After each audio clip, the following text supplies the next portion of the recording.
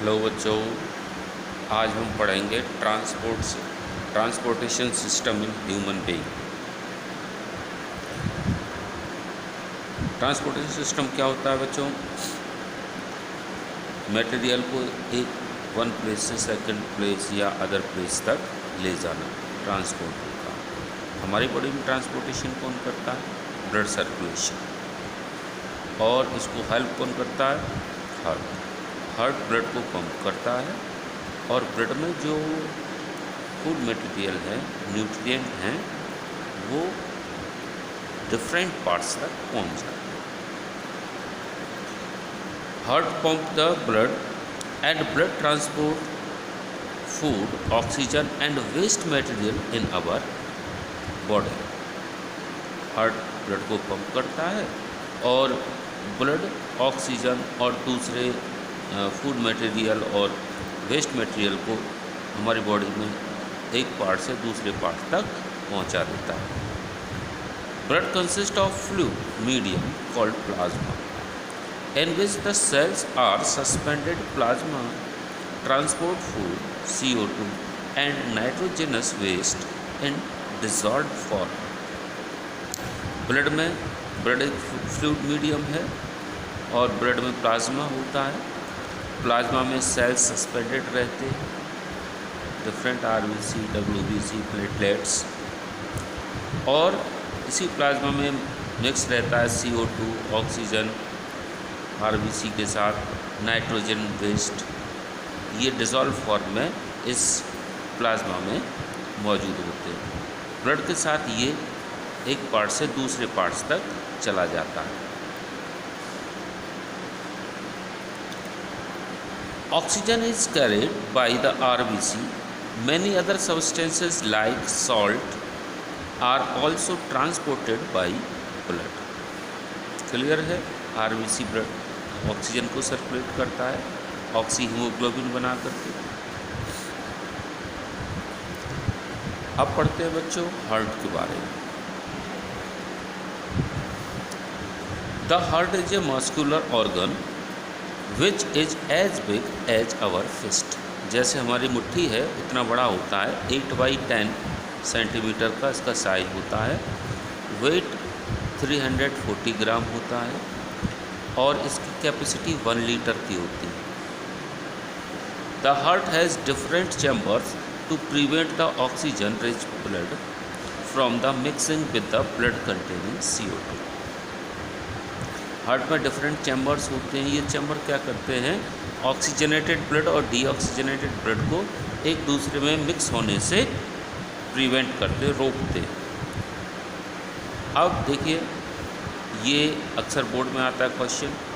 Oxygen rich blood from lungs, जो oxygenated blood है, oxygen lungs में ही ब्लड में मिक्स होती है।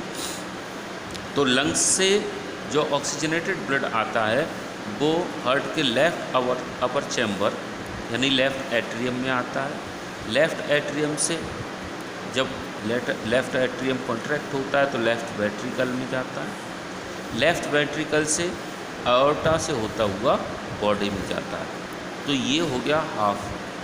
तो ये ऑक्सीजनेटेड ब्लड कैसे सर्कुलेट होता है? इस साल 2020 में ये आया है क्वेश्चन कि ऑक्सीजनेटेड ब्लड का सर्कुलेशन बताइए। अब इसके बाद बॉडी से फिर ये राइट हार्ट चैम्बर में जाता है, एट्रियम में, फिर वेंट्रिकल से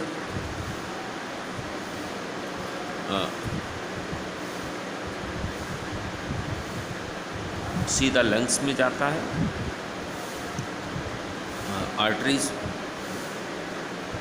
से होता हुआ लंग्स में जाता है। फिर वहाँ पर CO2 ऑक्सीजन एक्सचेंज होती है, फिर ऑक्सीजनेटेड होकर के वापस फिर यही सर्कुलेट होता है इसी तरह कि फिर लेफ्ट एट्रियम में आएगा, फिर लेफ्ट वेंट्रिकल में जाएगा, फिर एओर्टा से होता हुआ बॉडी में जाएगा।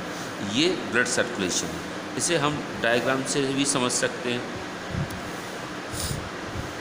ये है हार्ट। देखिए, लंग्स से पहले आएगा इधर जो पल्मोनरी वेन्स हैं पल्मोनरी वेन से आएगा लेफ्ट एट्रियम में, लेफ्ट एट्रियम से जाएगा लेफ्ट वेंट्रिकल। जब ऊपर का ये स्क्वीज होगा नीचे पहुंचेगा, ये स्क्वीज होगा तो ये वाल्व बंद हो जाएगा और फिर एओर्टा से होता हुआ ये बॉडी में जाएगा।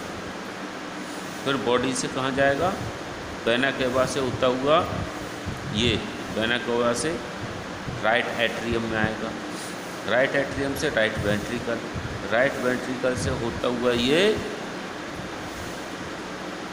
आर्टरी के जरिए लंग्स में जाएगा। ये आर्टरी है, पल्मोनरी आर्टरी जैसे कहते हैं।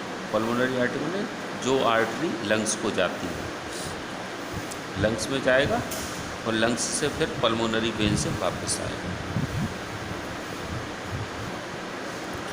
ब्लड का जो डबल सर्कुलेशन है इस तरह भी समझा जा सकता है। देखिए ये हार्ट है और ये वेना केवा से बॉडी में जा रहा है, पैरों से वापस हार्ट में आता है, राइट एट्रियम राइट वेंट्रिकल, और फिर ये पल्मोनरी आर्टरी से लंग्स में जाएगा, लंग्स से पल्मोनरी वेन से फिर लेफ्ट एट्रियम, फिर वेंट्रिकल, फिर एओर्टा से होता हुआ फिर बॉडी में जाता है। तो 2 बार ये सर्कुलेशन होता है, इसे डबल सर्कुलेशन भी कहते हैं। समझ में आ ही गया होगा। फिर वीडियो को देखने एक बार बहुत अच्छी तरह से समझ में आ जाएगा। ठीक है बच्चों, वेरी गुड।